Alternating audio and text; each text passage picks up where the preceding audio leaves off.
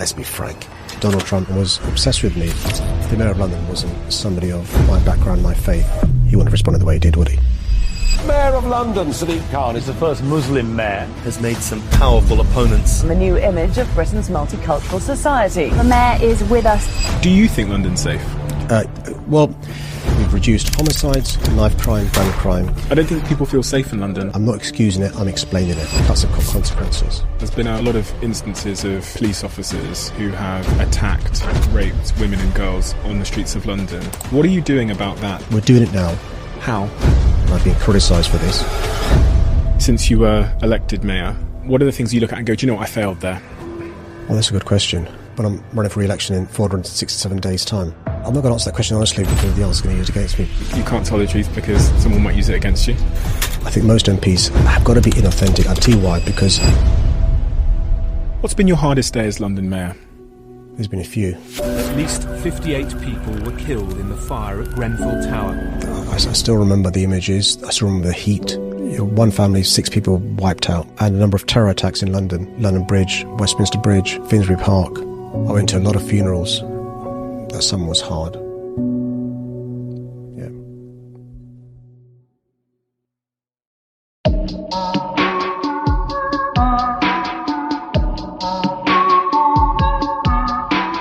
Sadiq, give me your context. I spent a long time reading through your backstory, and I think it's an especially important place to start because it appears to be much of your reason for being and your reason for doing. So can you take me right back? I want to hear about Pakistan. I want to hear about your earliest years in London. Sure. So, firstly, it's a pleasure to be on this, Stephen. Can I just say 2 things before we start? It's not me being a sycophant, and please don't think I'm being patronising. But firstly, I think you realise that you're a massive role model to so many Londoners, and there are people that you will never meet who you've had an impact on. And so thank you, firstly, for that. And I meet people that you don't meet who, when I say, who's your role models? And I pray you in aid to give examples of the hard work you do. So thank you for that. But secondly, congratulations. It's always lovely to meet somebody who's incredibly successful, who's normal. So look, my family's story is quite complicated. My grandparents and great-grandparents were in India, both on my mum's side and my dad's side. And the story of India is India was part of the British Empire. And the short version of the long story is in 1947, the British decided to give up India and partition India. I don't want to go into divide and rule and stuff, but there'd been sectarian violence now between Muslims, Sikhs and Hindus, and a Muslim in India wasn't safe. Just like a Sikh and a Hindu, generally speaking, in West Pakistan and East Pakistan weren't safe. Why? Because these countries were going to be ostensibly Muslim, and the Middle India ostensibly Hindu and Sikh. So my grandparents and great-grandparents left everything behind. So my parents had experienced being immigrants once already, right, from India to Pakistan, and they had a comfortable life in Pakistan, middle class, upper middle class. My dad decided, he was in the Pakistani Air Force, he went first to Australia, and if any Australians watching this is no aspersion on your country, it's a great country, right? He didn't really like Australia. And so when he went back to Pakistan, he didn't want to go to Australia to live. And then he came to London. And he made London his home. And this is a London which, yes, when he first came, there were signs saying, no blacks, no Irish, no dogs. By blacks, anybody who wasn't white. And when I compare my mum and dad who travelled, 3,000-4,000 miles, learnt a new language, learnt a new culture, raised a family. I was born in Tooting in St George's Hospital. I first lived a mile up the road in the Henry Prince estate on a council estate. My parents moved a mile the other way afterwards when my dad managed to save a deposit for a house. And I now live a mile and a half from where I was born. So I've literally gone up a mile radius, right, from where I was born. Yet my grandparents and my parents had this huge strife and travel all this way. So I'll be the first Khan in 3 generations not to be a migrant because I'm staying here. That whole experience, growing up in a house of 10 people, 8 siblings in total, in a council house? Flat, yeah. Council flat. The immigrant story you've told there, watching your parents struggle to provide for all of you, What imprint has that left on you when you look back and go, that's why I am the way that I am? I'm really trying to get at the real defining attributes, the things that make Sadiq different from the average person on the street, the work ethic, and with that, I also want to know, one of my guests on this podcast that was the coach for Michael Jordan and Kobe Bryant said that we all have a dark side, and much of our dark side can be attributed to the thing that makes us quote unquote great. You've seen The Last Dance? Yeah, oh God, that's amazing. One of my favourite films upstairs on the wall. Yeah, so I think you tend to mirror, emulate, and be like those you're around. You copy their mannerisms, their behaviours and so forth. And I was raised in a family where we felt incredibly privileged. My mum and dad both made sure we understood that this privilege meant we had a responsibility to, listen to your teachers at school, to work hard, and, to not be a shirker, basically. And so, all of us not just had a really good work ethic, still do. All of us also, it's interesting, I just think about this the other night, have given something back, whether it's coaching in boxing or whether it's, volunteering at a swimming club, whether it's, politics or whatever, because that came from our parents and what we saw in relation, and also what we saw was going on in the estate and how what our friends were doing and stuff. And, and the interesting thing about our estate was everyone worked. All the dads worked. Most of the mums had a job, and, there was a work ethic and a sense of community. I'm not pretending it was brilliant, the rose-tinted glasses and stuff. But yeah, so, my wife often, jokes that, I can't sit around doing nothing. I've always got to be doing something because I always saw my dad doing something. Even if it meant on, the odd day he'd have off, he'd take us to museums, take us to galleries, go out on a tour of London, go to Hyde Park. So there was no time for doing nothing. And so it's hard for me to actually spend downtime, go to the theatre, and just do leisure, or read a book for the sake of reading a book and stuff, because they were go-getters. I saw that throughout your story, and I heard it from some of your colleagues as well. And I also heard you say it, in fact, in one interview where you said that you work 7 days a week. That's not very healthy, is it? Yes and no. So I'm very lucky. I'm privileged. I'm Mayor of London. I did a meeting last week with my staff, my sort of top staff, and I said to them last week, listen, I've got to reapply for my job at the next election. In this term, we have 475 days left. That's now down to 467 days left at the time we're recording this. We've got to work on the basis that there is a possibility, I'll try my best that it doesn't happen, there is a possibility I will not be re-elected. When I reapply for my job, Londoners will say no.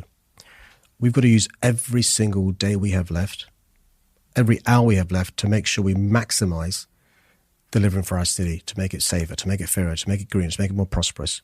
We can't afford to waste this time. It's a privilege. It's a privilege to be running. What about you, though, in your family and all the other things that make life, worth living? It's not just work, right? Yeah, but some of the stuff I do is work without being work. I'll give you an example. So I might go and support a theatre production. My support is going along to watch it, and they can then amplify it. I've been there, right? Mm-hmm. But it's a great night out for my wife and I, or I might do something with my daughters and stuff. But I recognise that my wife and daughters and my mum and my brothers and sisters and my in-laws, have made sacrifices by me doing my job. And I'm cognizant of that, and I'm grateful for that. You can't do the job that I'm doing without the support of your family. By the way, you can also do this job. I work 3 days a week. The previous guy did that, right? You can do that, right? But he may not have felt privileged to do the job. I think it's a privilege. And I remember when I was in government, and I remember in 2010, the last year, I sat around the cabinet with, Gordon Brown and the team. And I think there were some incredibly talented people around that cabinet in the prime of their game. Some incredibly talented special advisors in the prime of their game. We lost the general election, and their peak years, they're not in government. They're not advising the government. Had I known in 2005, when I first became an MP, and had, Tony and Gordon sat down with 300 plus MPs and said, listen, we've got to maximise these 5 years between 2005 2010. I think things would maybe have been different because we'd have realised it's a privilege we've got to use every day we have, And so I'm not criticising Tony and Gordon, but I'm saying you don't know how long you've got your job, right? And so my view is you make the most of it. There's time to rest later on. That's also not guaranteed though, right? Well, in terms of life generally. Yeah, but I love my job. I've been lucky to have 3 big jobs. I was a lawyer for 11 years, loved it, loved being a lawyer. I was a parliamentarian and a minister for 11 years, loved it.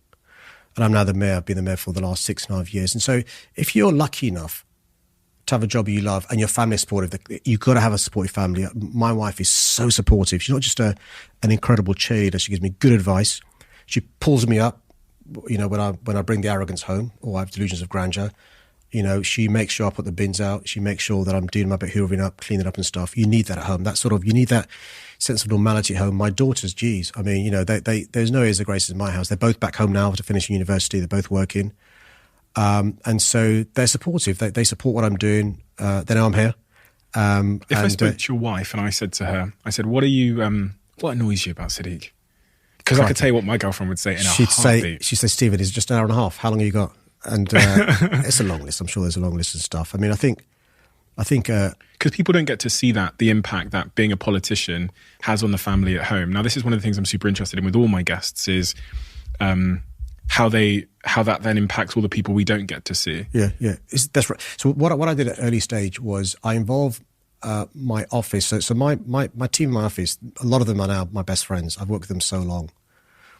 They know Sadia and they know the kids. So simple things, my team will send Sadia my diary for the week in advance. So Sadia knows what I'm doing. The nights I'm out, the nights I'm in, which things she'll be coming along to.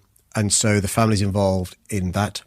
At home, we have, on the fridge, which tells us who's at home for walking Luna and so forth. And so it only works when you share what you're doing and stuff. My wife's got her own, she's got 2 jobs herself. So it only works if, everyone's on the same page. It does not work. And a lot of my friends in politics, marriage breakups, a lot of my friends in the law, marriage breakups, all the sorts of problems and stuff. So you've got to have not just somebody who, is supportive of you doing it, but is an active player in you doing it. And you've got to make sure that parts of your work life are shared with your home life.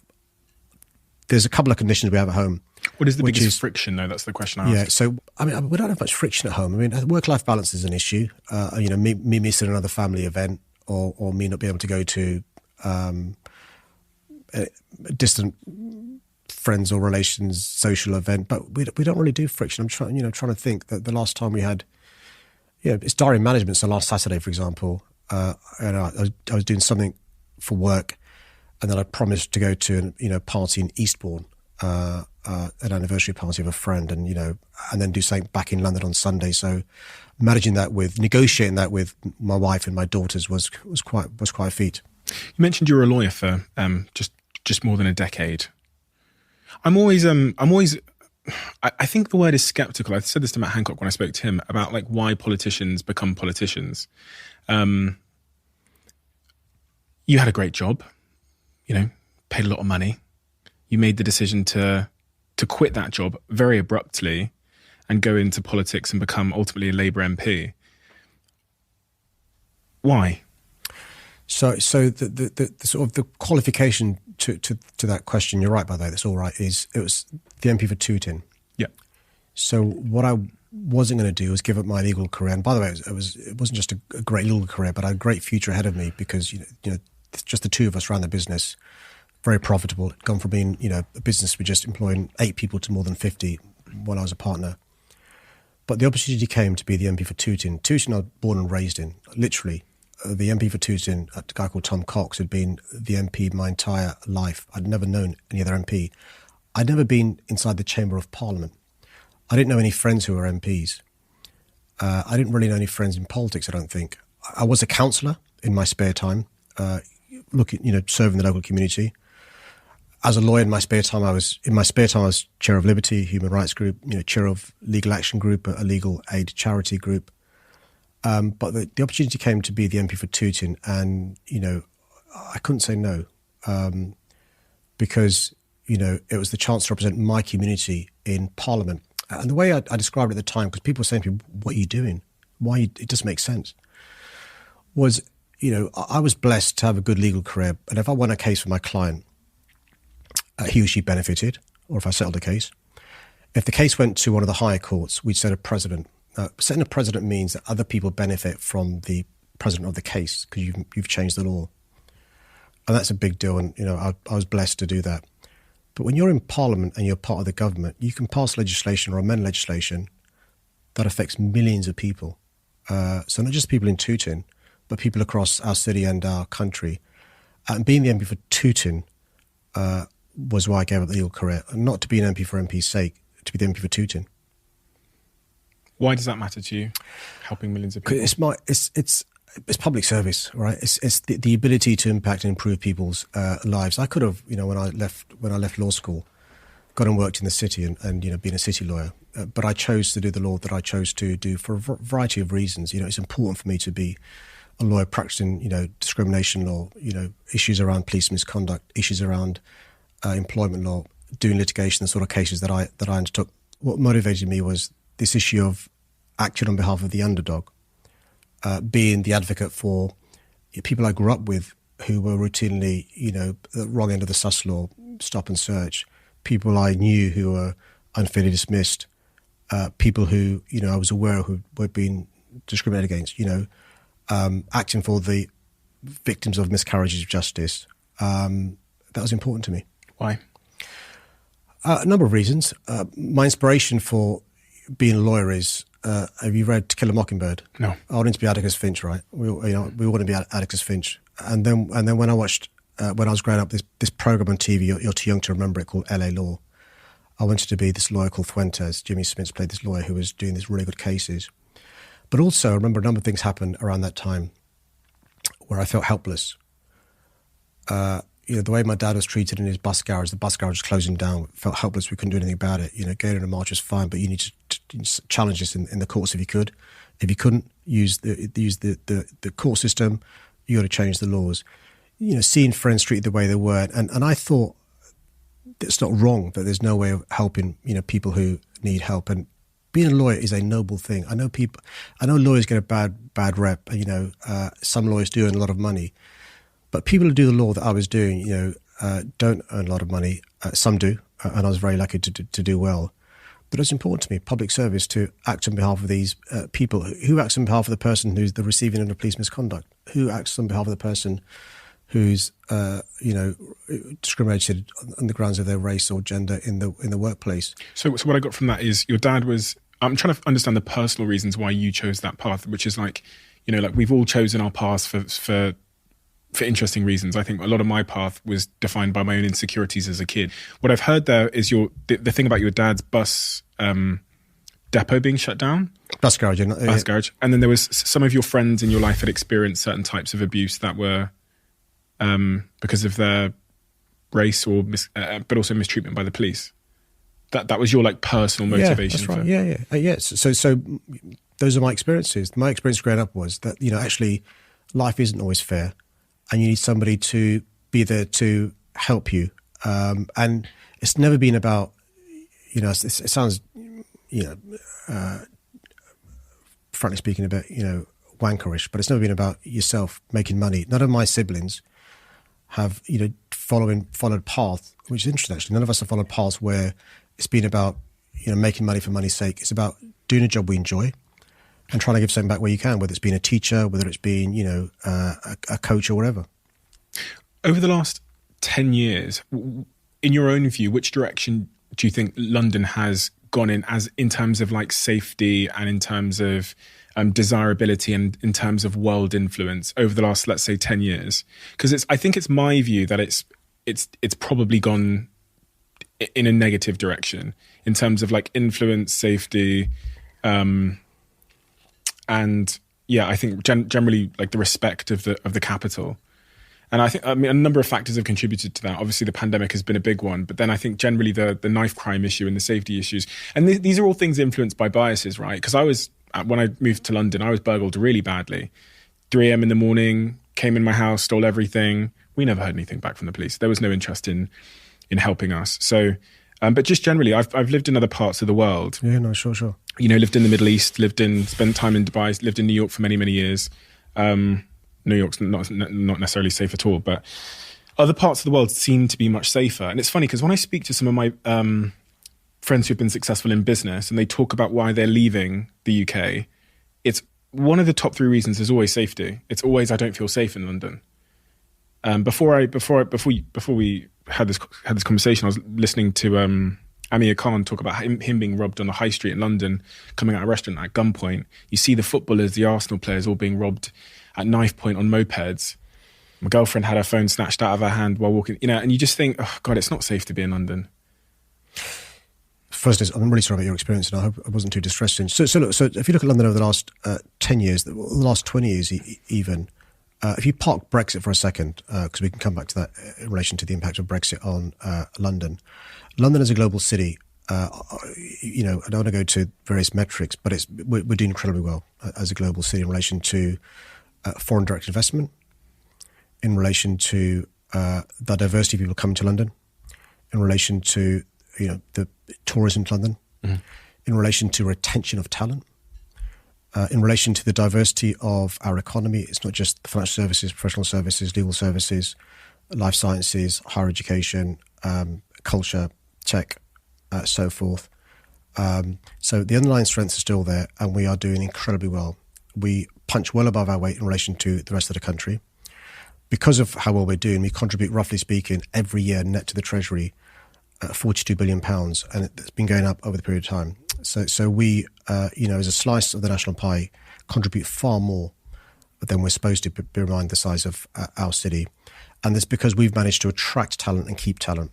That's why I'm here. Yeah. But the reason why I might go is because it's... Well, let me come to that in a second. Yeah, and so one of the challenges we've had post-Brexit is to keep that talent here, and we can talk about some of the stuff we've done to keep it.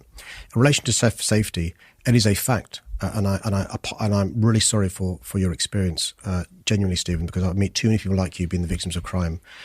But I'm afraid the bad news is, since 2012 and nationally 2013, serious violence has been going up since 2013 across our country, including London. London is not separate from the rest of the country in feeling the impact. Now, without excusing criminality, and I'm not excusing those people who burgled your house, by the way, and I'm not saying this was their motivation, but there is a link between, and crime has complex causes, by the way, without excusing it, you know, and I believe very simply you've got to deal with it in 2 ways. One is to be tough on crime, more policing, give them the support they need to make sure they deal with the criminals. I call it a public health approach, and I'll come to that to explain what I mean. And tough on the complex causes of crime in relation to dealing with the underlying causes, deprivation, poverty, alienation, inequality, and so forth. You can't escape the fact that since 2010, we've had massive austerity in this country. So there have been 21,000 fewer police officers across the country in the last 12 years. That is a fact. We've got youth clubs that have closed down, youth centres closed down, after-school clubs not taking place, weekend clubs not taking place, unemployment's gone high until very recently, and so forth. I'm not excusing it, I'm explaining it.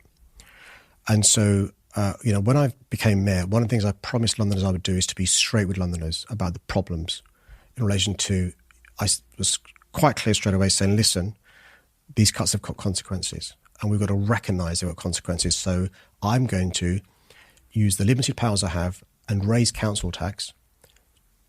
That's one lever to bring money in and use it to pay for more police officers. And I was criticised for doing so, but I had to do it because of your experience was one I'd heard too many times before. So we've paid for 1,300 more officers, not enough, but it's all I can do. There's a limit how much you can raise council tax to. It's a regressive tax. But also used business rates money to open up youth clubs again, youth centres, employ youth workers, have summer schemes. We have now 32,000 mentors. We're going to get to 100,000 over the next 2-3 years. Mentors are crucial in my view. And the good news, I'm not complacent at all. And Amir Khan's experience was also awful. The good news is we have bucked the national trend. So across the country, homicides are going up. In London, they're going down. We've reduced homicides, knife crime, gun crime, teenage homicides, burglary since I became mayor. Nowhere near low enough because we've got to invest more in the police and invest more in the causes of crime. And when I talk about a public health approach, Stephen, what I mean by that is this. Think of crime as you would a public health issue. What would you do? You deal with the infection, you got to kill the infection, right? More police officers, got to arrest people. You got to stop the infection spreading. Really important we stop, the crime spreading, people thinking that you can be successful by being a criminal. We've got to stop it, deal with the gangs, so forth. But stop the infection occurring in the first place. Stop the crime occurring in the first place. And, it's a source of pride to me. We've not made the progress, but our policies, being tough on crime, invested in the police, and we are reforming the police at the same time, but also invested in young people is leading to the turnaround in London. And we've bucked the national trend in London. And as a global city, you speak to, as I do regularly, the mayor of New York, the mayor of Chicago, the mayor of LA. Those are our comparators with respect, not... Do you know what it is? I would just like to feel really safe. And when I go to other places, if you go to somewhere in the Middle East or Dubai or whatever it might be, you feel exceptionally safe, So to be honest, I went to Indonesia. I was in Indonesia a couple of weeks ago. I was in Bali. I said to my girlfriend, I said, you could leave your wallet on the floor here and it would still be there an hour later when you come back. You do that in London. Not only have you lost your wallet, you probably come back, you've lost your shoes or something, and I just... There's all sorts of great charity, generosity, and, Londoners aren't quite like that, Stephen, to be fair. I don't think they feel safe. I don't think people feel safe in London. No, and more so if you're a woman or a girl. If you think you don't feel safe, one of the big challenges that we've got is making sure that women and girls feel safe. Is this all solvable, in your view? Without a doubt. We saw in the 2000s, between 1997 and the mid-noughties, huge progress made in reducing crime. And it was dealing with the two things that I said. You've got to be tough on crime, tough on the causes. You've got to invest in policing, but also invest in dealing with the causes of policing. It definitely is solvable. We've made progress in the past. We're making progress in London and now. We've got to make sure at the same time, of course, we reform the police, well-publicised issues in policing. London has got to be the eyes and the ears. There are some amazing citizens in London who, would return the wallet to you. If you left it, if you'd lost it or left it around in London, will report something taking place, will come forward if they're a witness of crime, will come forward and support the police that are a victim of crime, will join the police service. These problems are definitely solvable. We've done it in the past. We're doing it now. And the possibility, in the not distant future of a, changing government and a government that invests in public services, it definitely is solvable.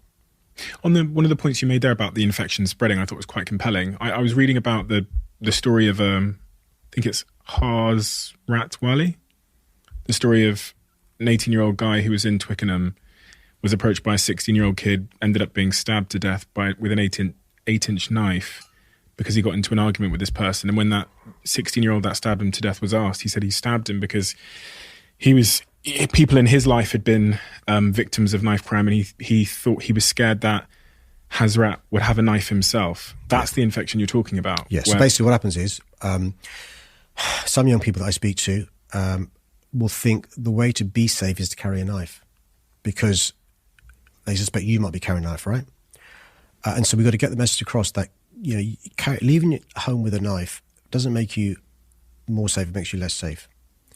So if you go to a primary school now, not a secondary school, a primary school, across the country, by the way, and you have a classroom of 30 people, and you say, how many of you know somebody carrying the knife? You'll be shocked at the number of hands that go up in a primary school, right? Secondary school is even higher. And so there is this belief amongst young people that carrying the knife makes you more safe, not less safe. And by the way, I went to a tough secondary school, lots of fights. Nobody even thought about taking a knife to school, right, or getting involved with knives at all. And, so we've got to deal with that issue at source to make sure young people understand the dangers. So we're going into school, speaking to young people with credibility. You've got to have somebody who's the message carrier needs to be somebody who kids respect and will listen to, right?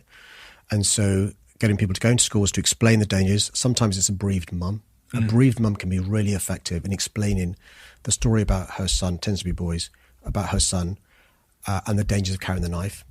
So we've got to stop it at source. We've also got to make sure, frankly speaking, that there's intelligence-led stop and search. Because if you're carrying the knife, I want you to be stopped and searched. And if you've got a knife, taken off you. And we've made progress in taking knives off people, which is saving lives. weapon sweeps is really important.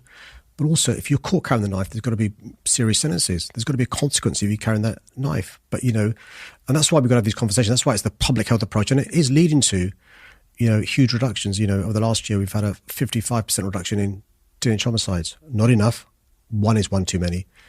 Fewer homicides last year than when I first became mayor. Not enough, but we're making progress because the investment is now starting to pay dividends in relation to youth clubs, youth work, going into schools, more police officers. There was a big drop in knife crime, wasn't there? Was it 2020, I'm going to say? So was that the pandemic? So the pandemic, we saw a reduction, a number of reasons, obviously, for 3 months but there was a lockdown and stuff. But that progress we've carried on, but it started going on before the pandemic. We first started investing in it's called the Young Londoners Fund in about 2018-19, but it takes some time to get youth workers back employed, youth centres back open, and also young people starting to have these points landed on them.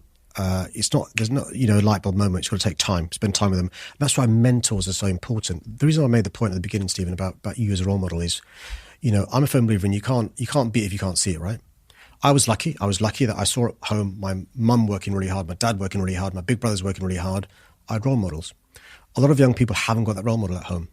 The youth worker is that role model. A youth worker is an amazing asset to a young person if you've not got the role model at home in relation to a big brother, a friend, somebody you can ring up, somebody give you careers advice. A lot of young people don't know how to put up a tie, right? Don't know how to shave, can't go for a job interview. Those soft skills we're teaching young people now. You may think, why are you teaching young people those soft skills?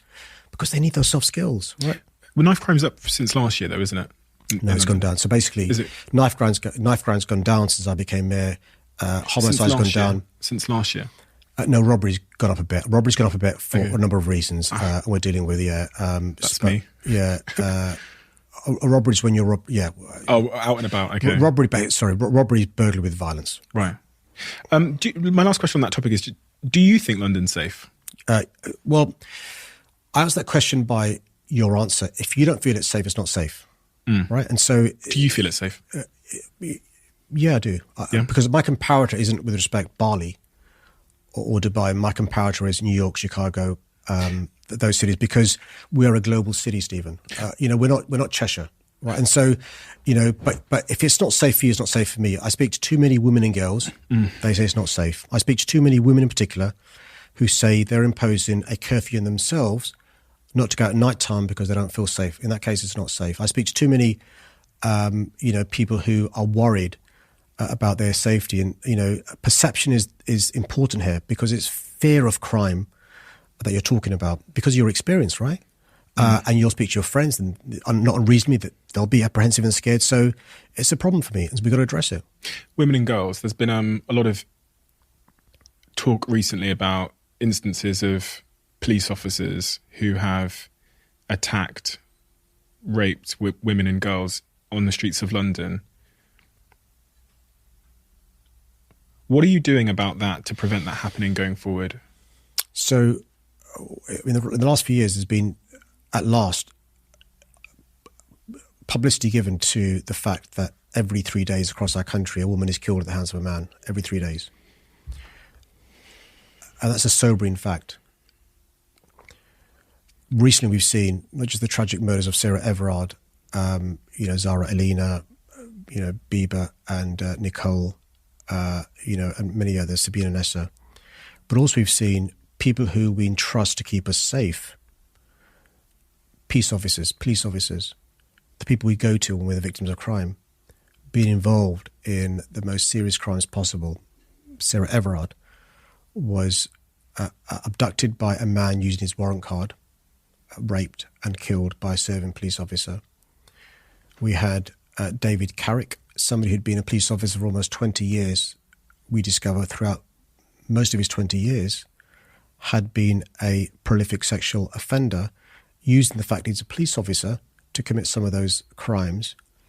But also, it appears there were opportunities for the police during the vetting process to find out this guy was a criminal and not just stop him being a police officer, but take action against him. My view that I've been making clear for a number of years now, and I've been criticised for this, is I think there are systemic cultural issues in the police service. One of the reasons why I ultimately lost confidence in the previous commissioner was my lack of belief in her ability to understand this as an issue, have a plan to address this, have a plan to win back the trust and confidence of Londoners. And so we've got to make sure we have a reforming commissioner doing this job. Unless the guy at the top or the woman at the top understands the problem, how are you going to fix it? I think the new commissioner and his deputy understand there's a problem and they've got a plan to fix it. But they're taking on board the recommendations from an outsider. You can't mark your own homework. You need somebody else to look into things, tell you how bad things are, make recommendations and follow them through. So we've got an outsider, Louise Casey, to look into what's going on in the Met Police Service. She's published an interim report. The Commissioner's accepted all the findings. She will now publish her final report later on this year. We need to change the rules around how police officers are employed. So if a member of your staff had a nickname, the Bastard, that would raise questions for you, right? Why is this guy's nickname amongst his colleagues, the Bastard? Or other nicknames that police officers involved in this stuff have had? No action taken against them. Because it's very difficult for the Commissioner and others to get rid of dodgy officers. The regulations make it difficult. But we're not asking necessarily in all cases for a criminal prosecution. We're asking for those officers to be at least sacked. So we're lobbying the government to change the regulations to make it easier for the Commission to get rid of dodgy officers. We've set up a hotline for people can ring in and police officers can ring in about dodgy behaviour of other officers. From City Hall, without government support, from City Hall, we're investing more money in ramping up the vetting processes, right? This guy should have been spotted a mile away. I've also asked the Commissioner, it was his idea to be fair, to go back 10 years and look at every single time a police officer has had a complaint made against them of this nature, to see if any other opportunities missed with other officers. We've also got a new unit which we're invested in, an anti-abuse and corruption unit. But my view is this, by the way.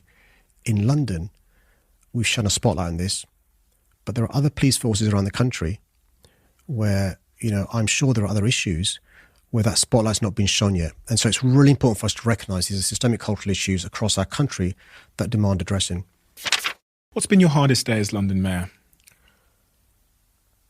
There's been a few. I think Grenfell Tower, I still remember the images. I still remember the heat. I went to a lot of funerals. That summer was hard.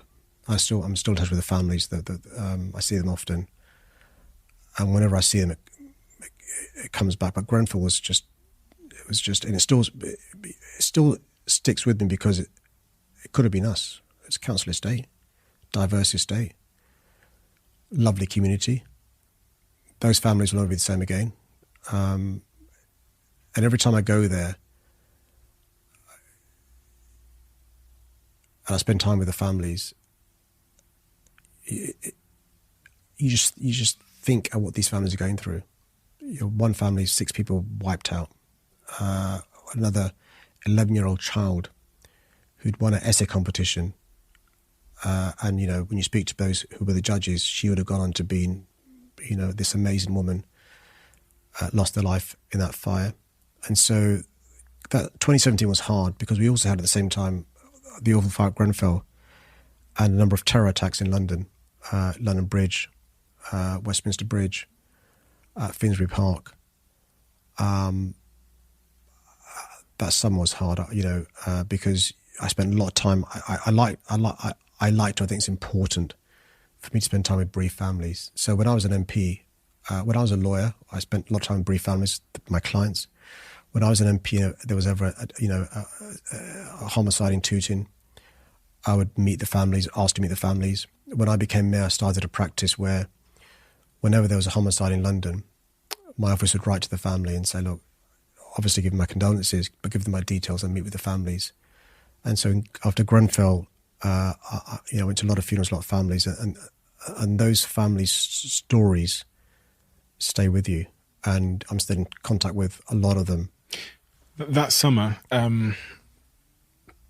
June 2017, you referenced the London Bridge attacks as well, where I think 3 men in a van mounted the sidewalk, then jumped out with knives and killed, I think, 8 people in total in Borough Market. When you see this happening, you're at home, right? 10 p.m. at night, you're watching the telly, you see this happening. What goes on in your head? So just to reassure people watching. So we do a lot of preparation, a lot of practice, a lot of planning on those sorts of things. So you see, you try and you're never ready for it, but you try to do what you can in advance to understand it. Because I'm not a police officer, I'm not an MI5, I'm not counter-terror, but I'm the police and crime commissioner, so I need to understand what you're doing, so I can understand your job. And so I've always tried to understand what you're doing so I can be a help, not hindrance. And so when it happens, there's a lot of uncertainty in real time what's going on. But the good news is our police and other partners are trained for the phrase is a marauding terrorist. There's a phrase for it. There's training for it, and we learn from other countries when this happens. So the first time this sort of terror tactic was used, that's well known about, was in Delhi a number of years ago. So our police have learned what's happened there, and so we practice a lot of this stuff in relation to what the firearms team will do in the situation, what the police response will do, what my role is going to be, where I should be, and so forth. And also, you've got to give assurance to Londoners. You can't play into the terrorists' hands. Look, what does a terrorist want you to do? A terrorist wants to terrorise you and have panic spreading, changing behaviour in a way that's perverse and so forth. So it's really important, the response I have to a terror attack, because I could inadvertently be playing into the hands of the terrorists. Where does emotion come into all of this? You're seeing, carnage, you're seeing death. Is there a place for emotion in all of that? In real time, there really can't be. In real time, there can't be. And that sort of stuff. There can be when it comes to a fire in Grenfell, which is a different sort of thing. But because people are looking to you to provide leadership, and panic isn't good leadership. And so one of the reasons why I've asked for, and we've had the practice, the preparation, the planning, is to make sure there isn't panic and there isn't emotion, because you've got to make rational decisions and provide reassurance in a cool, calm way. You can't go to a Cobra meeting and be hysterical. You've got to be explaining the facts, what you've ascertained, what you're going to do, what buses are going to be diverted, what tubes are going to be stopped, and so forth. And the other important thing in London, in that sort of context, Stephen, is what we can't afford to happen is reprisals, right? People wrongly thinking every Muslim's a terrorist. We saw in America, post 9/11, somebody wearing a turban attacked and killed because people thought wrongly that it was involved in terrorism in 9/11. So there's that part of reassuring the community tensions as well. After that incident happened, Donald Trump came out and made some disparaging comments about you in London, really kind of mocking what you had said. How do you feel about that?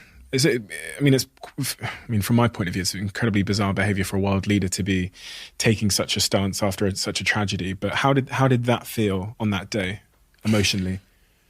It was odd. Let me see why it's odd. There's basically an understanding we have. Look, there are certain cities and certain parts of the world are targets of terrorists because of our values, because of our way of life, and so forth. And so there's a sense of solidarity. We saw what happened in Paris. We saw what happened in 9/11, right? There are other examples around the world, in Manchester, the awful, events of the Ariana Grande concert and so forth. And so there's always a sense of solidarity, and you'll see world leaders, mayors and others, sending a message of solidarity. And it's unusual, it's exceptional actually, for particularly our closest ally, right? Special relationship. You saw our Prime Minister's response to 9/11, Tony Blair, George Bush. And you have Donald Trump responding the way he does. And let's be frank, if the Mayor of London wasn't, somebody of, my background, my faith, and so forth, and he didn't have the views he had about people of my faith and my background, he wouldn't have responded the way he did, would he? Has that played a role in how people have treated you in terms of, on the other side of the aisle, people that have political views? Do you think I'm reflecting now on much of what Meghan Markle said about how how claims about institutional racism impacting the way she was treated by the press and by the institution itself. But when I think about you being, probably Britain's most famous Muslim, you are the Mayor of London. Do you believe that there has been instances, and there are just generally a bias because you are a Muslim yourself? And how does that rear its head on like a day-to-day, month-to-month basis? Well, looking backwards, I'm sure you've read about the my first election campaign in 2016, right? My faith was used against me by my opponents. You kind of a Muslim over there, links with terrorism, so forth, for no other reason but because of, let's be frank, my faith, right? And that's why it's so important to win. Because had I not won, if you're an Asian or a Muslim or whatever, you're thinking, hold on a sec, it's not possible to be the mayor of London because of your faith. It holds you back. And that's why winning was important for a variety of other reasons as well. But the thing about our city is, notwithstanding the prejudices against the religion that I practice, because a minority of terrorists do bad things using the name of Islam, this city voted for not just an ethnic minority, not just a religious minority, but the religion he belongs to is Islam. There's something wonderful about our city, not just tolerating difference, respecting, embracing and celebrating it as well. But I can't escape the fact that, being a Muslim, when we're living in a climate of Islamophobia, has challenges as well. It's not a secret, so I'm not divulging any breaches of national security. The Christchurch shooter in New Zealand, referenced me in his diatribe. The Finsbury Park terrorist, referenced me in his terrorist attack in Finsbury Park outside the mosque. I'm not giving equivalence to Donald Trump in relation to terrorists, but Donald Trump, for a period of time, was obsessed with me. And so that leads to, you go to social media, some of the stuff that I get on social media, right? You go to some of the far-right groups, some of the stuff I receive there. Some of the, inverted commas, mainstream journalists who use me as clickbait, they know if they use my name, it's going to attract traffic to their social media channels. They know that. And because you're Muslim. But of course it is, right? Because we know that there's a currency. There's a currency, right? And we know for reasons that, aren't fair to Muslims, the vast majority who live in the West love the West, law-abiding and so forth. But the actions of a small minority means we're all demonized. And so I was reading The Independent, and they were talking about the death threats you'd received on social media. You'd come out and talked about some of the comments that people had made to you, calling you words that I probably can't even repeat, and I won't repeat, to be fair, but very derogatory, racist, homosexual at times, terminology towards you, which oftentimes included death threats. The Independent had written an article showing what those threats were. Have you ever felt like your safety was at risk? Yeah, it's been a few times. Yeah. And that's one of the reasons why, I now have police protection. Not because I asked for it. For a year I said no. And in the end, my wife and my chief of staff said, you've got to take it. Why? Because two reasons. Because if I'm out with my family, their personal safety is being compromised, right? And I can't have that. If I'm out with my staff working, their personal safety is being compromised, and I'm not willing to take that risk either. And so, there've been specific threats. But the problem with police protection is it means you lose your spontaneity. So, I came here by tube. I'm not, there were police officers on the tube with me, right? You wouldn't know they were there, and so forth. But they've got to be with me when I go to a restaurant, when I go to the cinema, when I'm walking my dog, when I'm getting the tube, right? And so it restricts my ability to just, Have you ever been genuinely worried about your safety? A couple of times, yeah. There was an occasion where, there's been a number of occasions. I don't want to give them the credit by making them know that I was scared and worried about my safety, because, they all think they can do it again. But yeah, there have been occasions, even with police protection. My prop team are brilliant, but I've asked them to just, keep a distance, because I don't want them to be next to me like I'm a celebrity or the Prime Minister. I like the fact that I'm a normal Joe, and I try and be as much as I can. But there have been times, yeah, of course there have, as mayor. But there have been times I've been worried about security before I was mayor. And that's 9/11 was traumatic for a variety of reasons. Thousands of people lost their lives. It was just awful. What it did, though, was it gave permission for people to treat all of us, in a way that I had not experienced before. So when I was growing up, the P word, the N word, the W word was sometimes used, and my white friends, black friends, and me knew that was we'd see the red mist and there'd be fight, right? You couldn't, yeah, but it was never about faith. And I'm not saying one is better than the other and stuff, right? But something happened where it became about faith and the Islamophobia stuff. And there is still a great sense of solidarity in relation to people who still defend me who aren't Muslims and stuff, right? But what it does is a number of things. Firstly, if you're a mum or dad and you're Muslim and your son or daughter's thinking about a career in politics or public life, you say, you know what?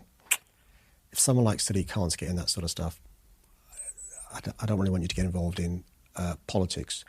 Or, and this happens a lot, if you're somebody who wants to amplify my social media or be supportive, and you do it, and then you get this diatribe of hate because you've done that, there's two responses. And 9 out of 10 people say, I had no idea that you received that stuff. How can I help? And 1 out of 10 person will say, you know what, this is a bit too much. You know, I'm not going to actually. Has it ever affected you personally? Sleepless nights? In relation to? Hate, abuse? I worry about I want to make sure my wife and kids are safe. I want to make sure they're safe. At the moment, I've got I'm lucky. I've got a police protection team keeping me safe, right? But the city hall, receives threats, and so we're this ridiculous situation where, because of the hatred against me, people are writing letters and emails to city hall staff who, in the previous 16 years, haven't had this. We've had a mayor since 2000, and we've got to now provide our staff. And this is not ridiculous. The ridiculous bit is us receiving hatred, but we've got a duty of care to our staff, right? Our staff are traumatized, upset, all the rest of it. So we now got to support our staff in ways never done before. So that worries me. The fact they've impact on my staff reading this stuff, the emails, reading the letters that come in, the impact on my staff reading the social media, the impact on my family reading this stuff. I'm not going to allow anybody to change my behaviour. I will not cower, but also I will not let you know if you're bullying me that I feel it. So even if I was being affected and I'm not, I won't tell the guys that I'm being affected, because it gives them solace, it gives them comfort. It means they've won. I'm not going to do that. But in this kind of medium, I think there is value in sharing that, because people don't realise, right? So it's a world that we don't know, so we don't care about, so we don't, as a society, do anything about, because we don't even know it exists. I mean, much of what you've said is news to me. The fact that you're telling me your staff need, I'm presuming, psychological support because of the amount of abuse you're getting, and at the heart of that is your religion and your race. So often other things will come into it, but you just have to read. Just when you get a chance, it's not good for your mental health, but when you get a chance, you just have a look at some of the stuff that people say about me, and it's not all bots, by the way. But has that ever infected you? Because I can tell you, I've had abuse targeted at me, and it affected me, and I don't mind saying that, because I think it's just the truth, to be fair. So, has there ever been, anxiety, worries? No, it's affected me in the sense that I've spoken to the social media companies and others about the responsibility they have, about their algorithms, about employing staff to take the stuff off. My staff, not me, have reported some of this stuff to the police, and action has been taken against some of the people who've said some of this stuff because of the incitement elements of it. I think there are issues here about the ease with which social media allows people with hateful, spiteful, racist, criminal views to have those views amplified where they wouldn't 20 years ago. So 20 years ago, 30 years ago. So when I was growing up, right, you could only bully me if you saw me in the playground or if you saw me down the street. You could only call me names that way. You could maybe write me a letter if you knew where I lived. Now you can do it from your bedroom without even being in the same city as me, the same country as me. Anonymously as well. And some of these algorithms amplify this. And some of these people have got big followings, and they all jump on the bandwagon as well. And so, there is a problem there in relation to how we deal with this stuff. But also, listen, it's happening you speak to a girl in a secondary school, some of the stuff she now receives, or, black kids going to school now, in their bedroom on social media, right? And so, this is not just an issue for me. I don't want anybody to feel sorry for me, but it's an issue for everyone. For everyone. COVID, speaking of mental health, I heard you said that during the COVID period, you did suffer a little bit with your own mental health. Can you give me some detail on what you mean by that? Yeah, look, before we came in, we were talking about, return to the office and stuff. And I'm somebody who, by the way, you don't realise this at the time. So I'm somebody who I now realise thrives on working with people, being around people, on company, right? And I didn't really appreciate that until the pandemic. And I'm lucky. I've got a decent sized home. My daughters came on from university. My wife, we get on really well. We do, and so we can give each other space and stuff. And so we've got a garden, we've got a dog. But I realised that there wasn't a light bulb moment. But on hindsight, I realised I stopped shaving. I wear jogging bottoms all day. I wasn't as communicative. Of course, I'd shave if I was doing, morning breakfast shows or whatever. I didn't have my mojo. I like to think that I can inspire my team. You know, it's like when you manage people, right? I didn't. I just didn't. There was something not quite right, and I couldn't. I didn't know that in real time. I didn't. I didn't. But there was something, and in hindsight, what I realised was that there were things I did in my normal life that gave me mental fitness. We were talking about physical fitness, mental fitness, right? And because I wasn't doing those, I was suffering mental ill health.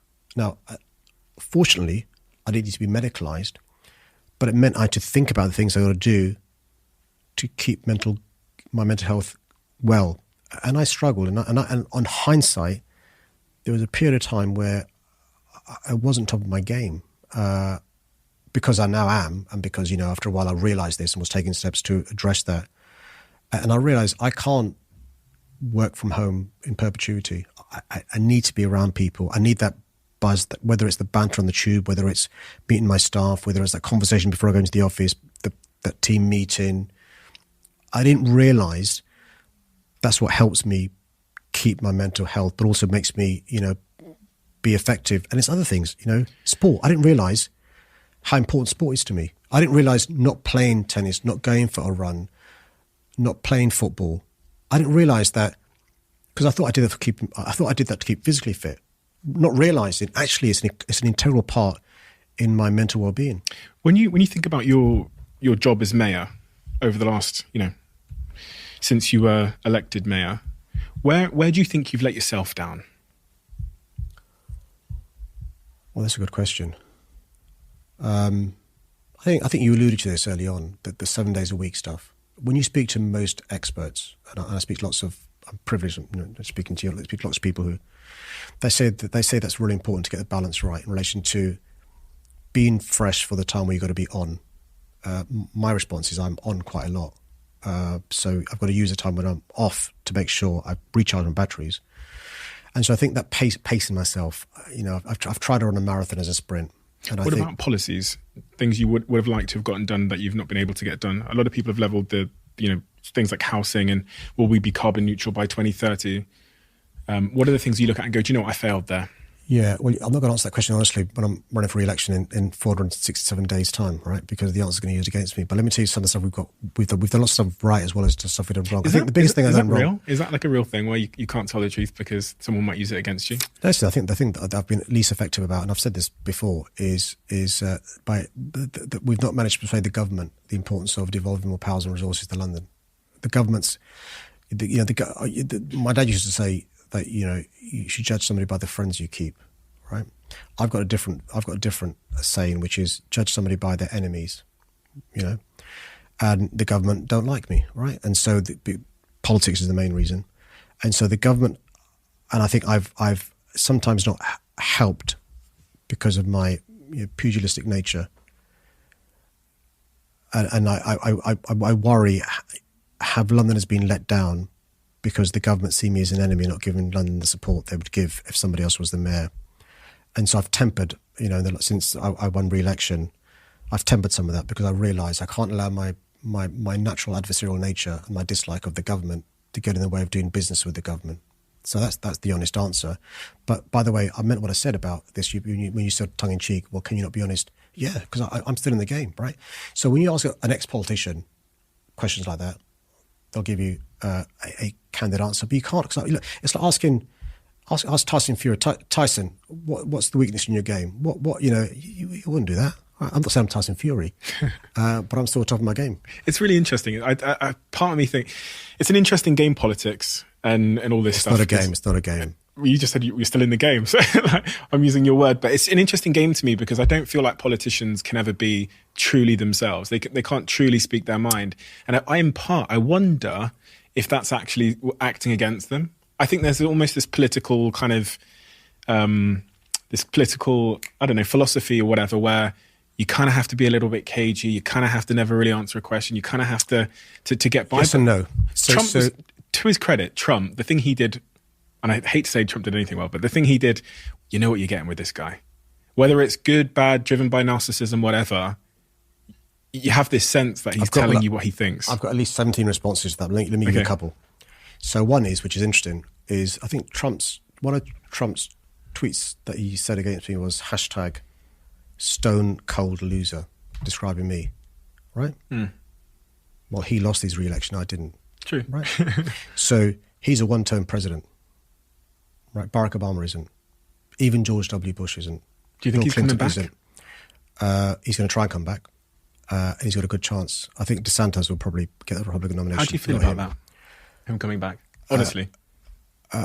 Well, I want him to come back and be beaten. So I think politics. The reason why I said about I'm still in the game is because it's a good metaphor. Because I learn a lot from sports. 'Cause I love sports and stuff, and a lot of leadership skills I get from sports. But let me tell you why you're both right and wrong in relation to your observation, which I think is right and it's wrong. So when you're an MP, I think you're right. I think most MPs have got to be inauthentic. I'll tell you why. Because in Parliament, there's something called collective responsibility. And you've got to stay in your lane for a start. So if you're a transport minister, you can really only talk about transport. Because if I have a view about health, it'll annoy the health secretary. Or if I've got a view about foreign policy or health, it'll upset the foreign secretary, right? Or the budget. And so you've got to stay in your lane, which is a frustration because you've got to stand by the policies they've got in their other areas, right? So you've got to be inauthentic. But also this thing called collective responsibility. So inside the cabinet, what happens is, if there's a good, strong prime minister, there'll be an argument and discussion inside cabinet about policy, and you can have a different view. You can be honest then. But once you reach a view, when you leave the cabinet, all of you have got to defend that view and be advocates of the view. And that's why you're spot on. So, and it reminds me of being a lawyer. I've got to say, hand on heart, there were cases I had where I didn't agree with the brief or like it, but I had to argue the case. I was the lawyer, right? And the same goes when you're an MP. The difference when you're the mayor or the president is you can be yourself. So what's Labour getting wrong? I think we're getting lots of things right, to be fair. Come on, there's not, I think when I think about the last 2-3 years since Keir became leader, we've got a lot of things right. I think the frustration voters have, which I think is not fair, is we're not putting enough flesh in the detail, right? And there's a reason for that, I explain. So the answer to your question, direct answer is we're not giving enough retail policy, enough reasons to vote Labour. Yes, time for change is effective, but people would say what Labour's getting wrong is not giving details of policy. My response is, hold on a sec. You got to peak at the right time. The general election might not be until 20 months away. So if Rachel Reeves, Shadow Chancellor, came out with a policy on the budget, well, the economy in 20 months' time is going to be very different from the economy now. How can she honestly be asked to give a tax and spend policy now? Or Keir Starmer announces a great policy, the windfall levy on energy companies. Sunak nicks it, dilutes it a bit. So Sunak gets the credit, not Keir. Your best policy has been started. So there's this, and so the point is, you've got to peak at the right time, and the peroration has got to come in the weeks before. That's interesting. Election. Because the question I asked is, what's Labour getting wrong? And you didn't answer. You didn't. I didn't explain this. It's the retail part. That's the public perception of what Labour's getting wrong. Yeah. I'm saying, what do you think Labour's getting wrong? Yeah, but Steve, that's my point. Listen, if you say nothing, that's fine. No. Listen, but my point is this: that there's 2 points to that. One is, I say this with respect and love.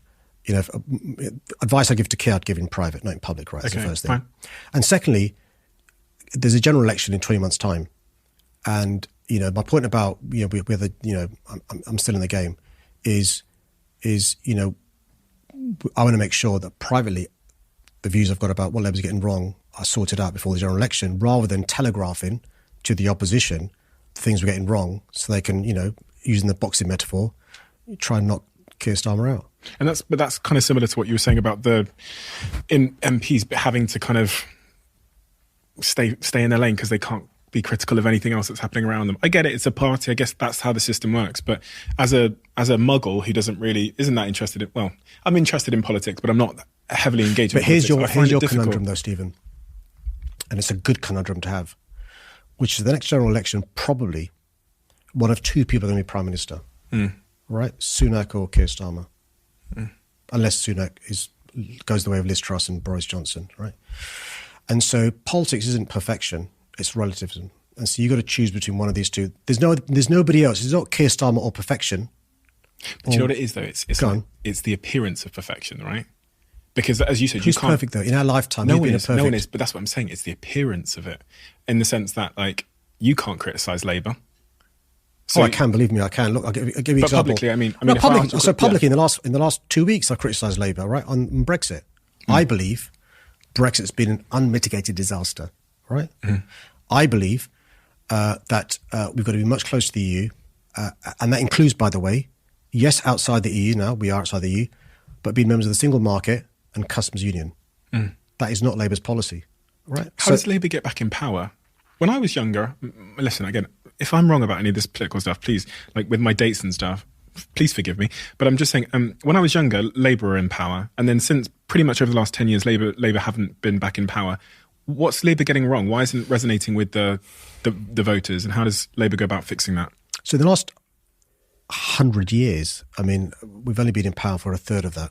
To give you an idea of, we're not the Man United of politics, and so a number of things we've got to do to win back power. First, we've got to change ourselves.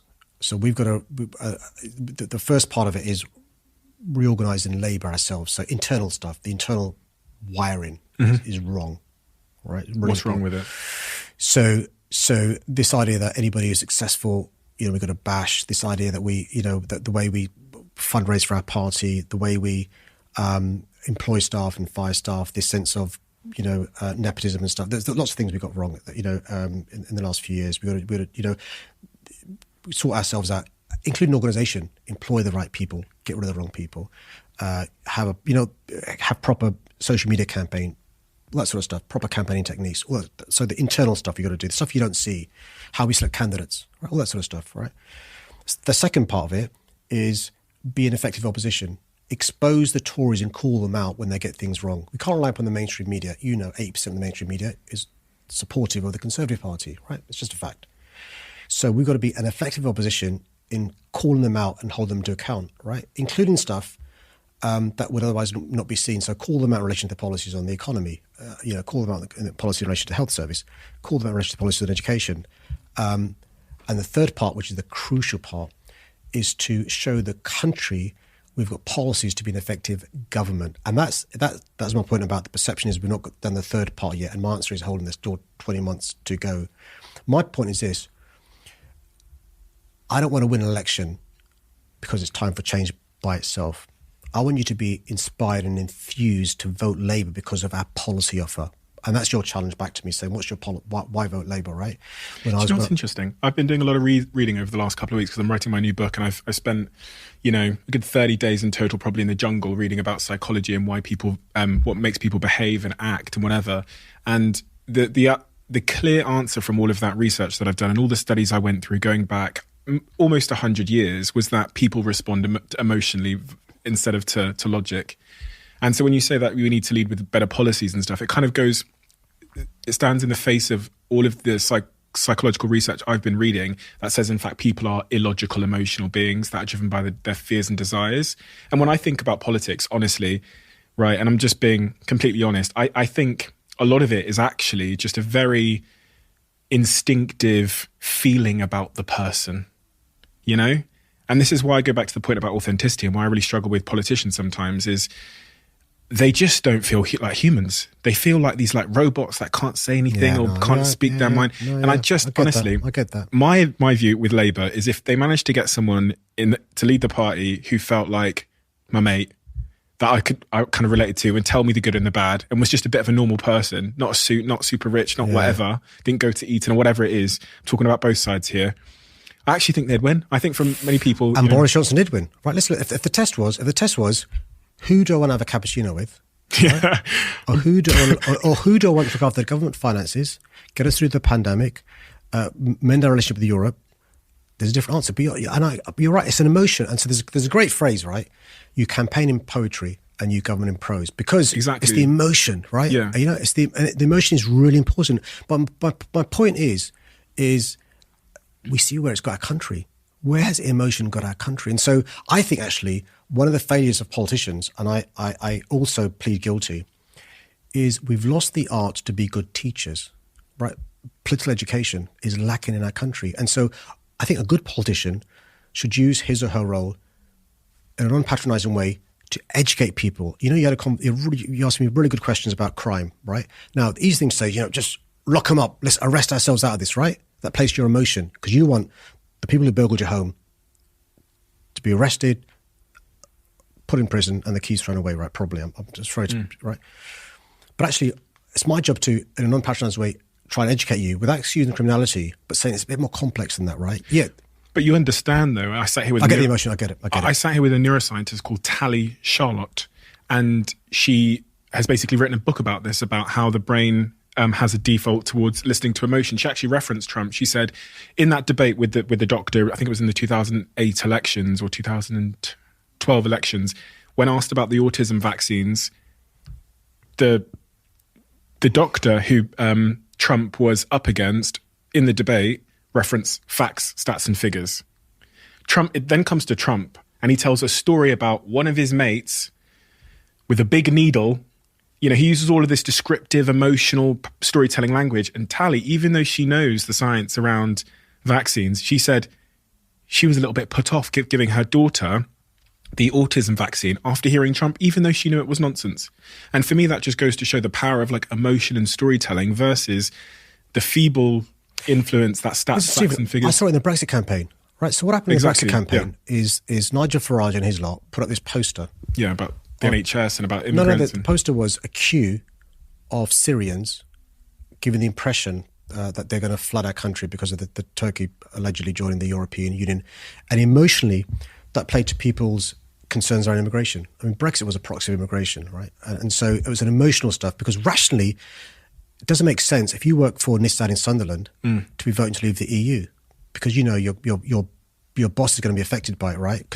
And so I don't disagree with what you're saying. Your analysis, I get it. It's emotion rather than rational. My point is, yes, that's true in relation to human behaviour, but actually at the same time, we've got to be explaining to people that actually it is an X factor. It's about who's the best person to run our country, and sometimes that person, is not going to be sexy, is not going to be charismatic. Sometimes he will be. And over a course of an election and a campaign, you hope your personality comes out, because you're right, personality does matter to an extent. But actually, I want our leaders to know how to, how a balance sheet works, understand what makes a business tick, understands the importance of entrepreneurship, job creation, public services, I want that too. All that stuff. I want that too. It just seems like deep innate in human psychology is this desire to be motivated most by our fears, our desires, and our emotions versus logic and sense. And maybe this is a little bit of a skewed perspective I have, because I've spent the last 30 days reading about this psychology and why people are influenced. But the thing is, you listen. I wanted to ask on the positive side, what are you most proud of? Following your tenure so far as London Mayor, what are the things that you go, do you know what, we really had an impact here for the betterment of Londoners? Air quality is the obvious example to think of. When I was walking in from the tube station, I saw the ultra low emission street that Hackney have done really, really well. So we've managed to. So you don't see this stuff. None of us sees this stuff. But if we were growing up in London in the 50s, you'd see the smog, right? Because the power stations, you could see it. You literally couldn't walk because of the smog more than a metre and a half. It was a killer as well. So we can't see the nitrogen dioxide, the nitrogen oxide, the particulate matter, certainly the carbon emissions, but it leads to more than 4,000 premature deaths a year. It leads to children having stunted lungs. It leads to adults with a whole host of health issues, me included, asthma, premature heart disease deaths, cancer, and so forth. We've managed to, in 2 years, reduce the toxic air in the centre of our city by half, and we're improving it more across our cities. Air quality is obviously a big one. Council housing. You mentioned housing.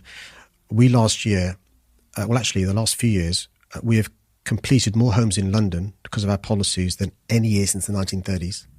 more council homes than any year since the 1970s, more genuinely affordable homes than any year since records began. Not enough. We've got to do much more to increase supply to meet demand. Slightly shy of your goal?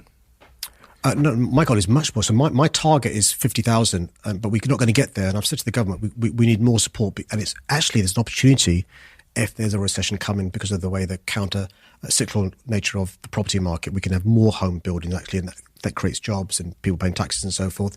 Look what we've done in public transport. My first 5 years, we froze fares, the night tube up and running. We've got buses going all across London now, more buses, 2 million more kilometres of buses next year. The Elizabeth Line, the Northern Line extension, Barking Riverside extension. Look at what we talked about in relation to mentors. 100,000 young people have a mentor, made progress in reducing crime, invested in young people. And if you're elected, again, what's your number one focus for London? It's all about a future where we can deal with the four issues which are really important.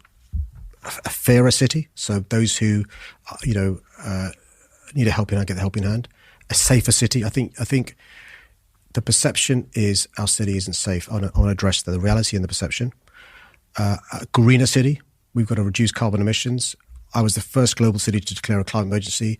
I've changed the net zero target from 2050, when I won't be around as the mayor, 2030, right? Will we get there? And but only a third of the powers I've got. The other 2/3 we need government support, retrofitting, building sites, so forth. The transport we've got, we're making progress there. But you think we'll get there? And if there's a change of government in 2 years' time, I hope there will be with Keir as Prime Minister, we definitely will get there. And a more prosperous city as well. I think our competitors are also our collaborators, the Parises, the Singapores, the Hong Kongs, the New Yorks, but they're our competitors as well. We've got to be more prosperous. You're 52 now, right? Yeah. If you were to, God forbid, if this were to be your last day, what regrets would you have about the life you've chosen to live and how you've lived it?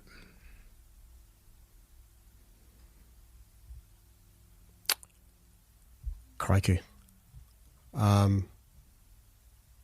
Maybe not work the 7 days a week, maybe more time with my family. I don't think I've seen enough of the world.